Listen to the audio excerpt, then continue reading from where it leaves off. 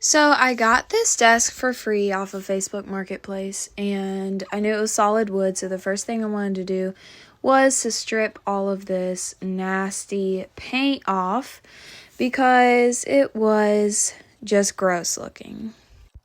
I bought a few different kinds of stripper from Lowe's before starting this project to try them on my next few projects, and on this particular desk I used this stripper. I chose to use this one first because it was in a spray bottle, super convenient. I kind of just grabbed it first, and I wanted to hurry up and get this desk done because I had just sold a table and chair set out of my booth at the antique store downtown, and I needed to quickly get something in there to replace it. As you can see, my first go round at scraping this paint off really just got like the first layer,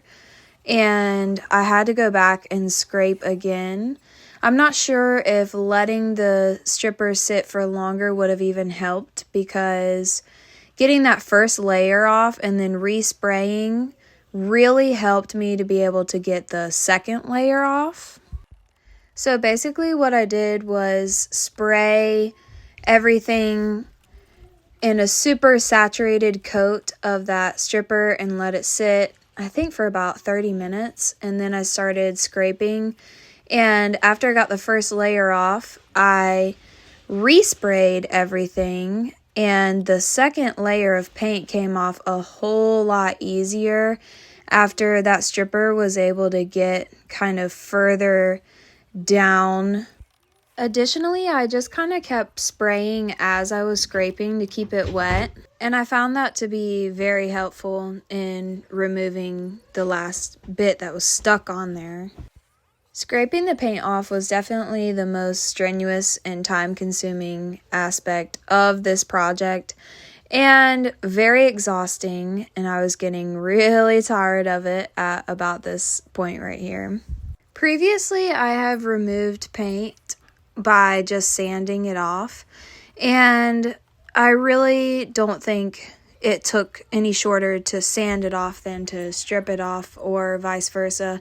It was really about the same as far as time and effort, and honestly materials as well, because although you'd have to go purchase the paint stripper, it would cost just as much to buy all of the sandpaper that you're going to go through by sanding all of this off with your orbital sander or whatever you choose to use. With the liquid stripper, I wasn't really planning on getting it stripped all the way down to the bare wood with the stripper, because I'm not even sure how that would work, and I think sanding would still be required even if I had kept stripping at this point. So I just decided to go ahead and stop once I got most of the paint off, clean the desk, and start sanding. So I found the sanding to be kind of time consuming in the beginning because the finish that was left on there was kind of gunky feeling, I guess, from how the stripper had changed the texture of it in preparation to remove it by scraping,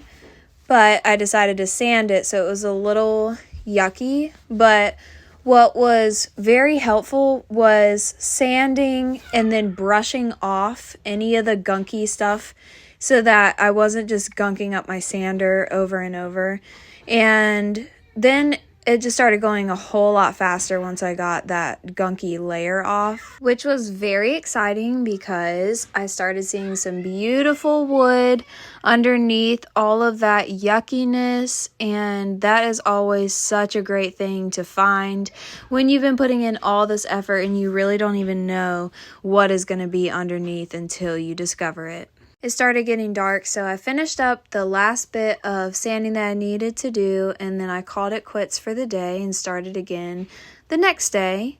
And starting the next day, I went ahead and started painting the frame black, and I choose to do this on a lot of my pieces actually because, one, it would be really difficult to try to strip or sand the paint out of all of these little crevices, and I probably still couldn't get it perfect. It just really wouldn't even be worth it because I couldn't sell this desk for as much time as it would take to do all of that.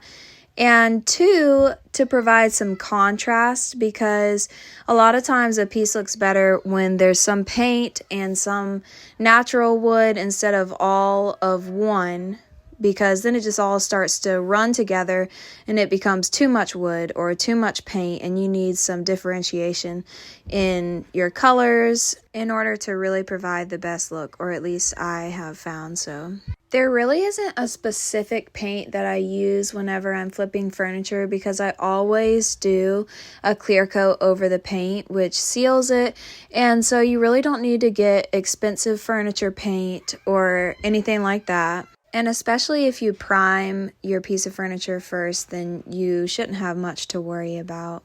I didn't want to stain the wood because I just thought it was so pretty that all I did was a couple coats of this polyurethane, which is also what I used on top of the black paint to seal that and make sure it wasn't going to just come right off as soon as someone moved it. So the last step was just to attach these pulls because the desk didn't originally have any, and I thought it looked really plain, so I got these from Hobby Lobby, and then I was done. And this is how it turned out, so I was really happy with the end results, especially compared to how the desk first started.